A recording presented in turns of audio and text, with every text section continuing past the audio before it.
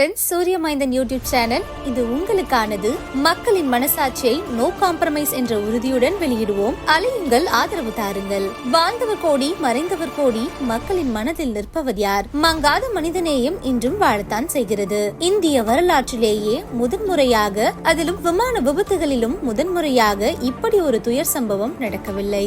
அதையும் தாண்டி ஒரு பாவமும் அறியாத அப்பாவி பொதுமக்களில் இவ்வளவு பேரும் மடிந்திருக்கவும் இல்லை. அகமதாபாத் விமான விபத்தின் துயர சம்பவத்தில் உயிர் நீத்த அனைவரின் ஆன்மா சாந்தியடைய சென்னை கொரட்டூர் பகுதியில் அமைந்துள்ள அலைன்ஸ் ஆர்டிஸ்ட் ஸ்பிரிங்ஸ் அடுக்குமாடி குடியிருப்போர் நல சங்கத்தின் சார்பில் அதன் வழக்கறிஞர் குழுவினர் 17/6/25 அன்று அங்குள்ள மக்களை திரட்டி மாபெரும் இரங்கல் கூட்டம், பொதுநல கூட்டமும் நடத்தினர். இதில் கொரட்டூர் காவல் நிலைய இன்ஸ்பெக்டர் ராஜ்குமார் கலந்து கொண்டு உரையாற்றினார். மனித நேயத்தையும் காட்டுகிறது. மற்ற மனிதர்களுடன் நாம் எவ்வளவு அன்பு வைத்திருக்கின்றோம் என்ற வெளிப்பாடு தான் இந்த நிகழ்ச்சி.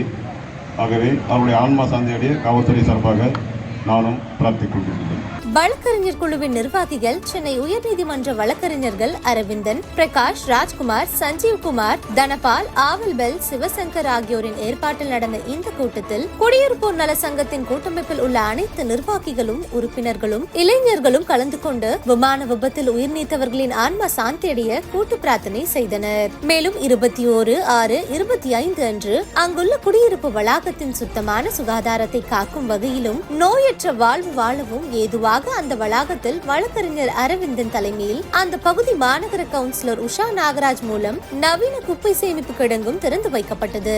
சென்னை பெருநகரத்தில் அமைந்துள்ள எண்ணற்ற அடுக்குமாடி குடியிருப்புகளிலும் இதுபோன்ற மனிதநேய நிகழ்ச்சிகளும், சர்வமத கூட்டு பிரார்த்தனைகளும், சுகாதார மேம்பாட்டு பணிகளும் நடக்க வேண்டும் என்பது அவசியமாகிறது.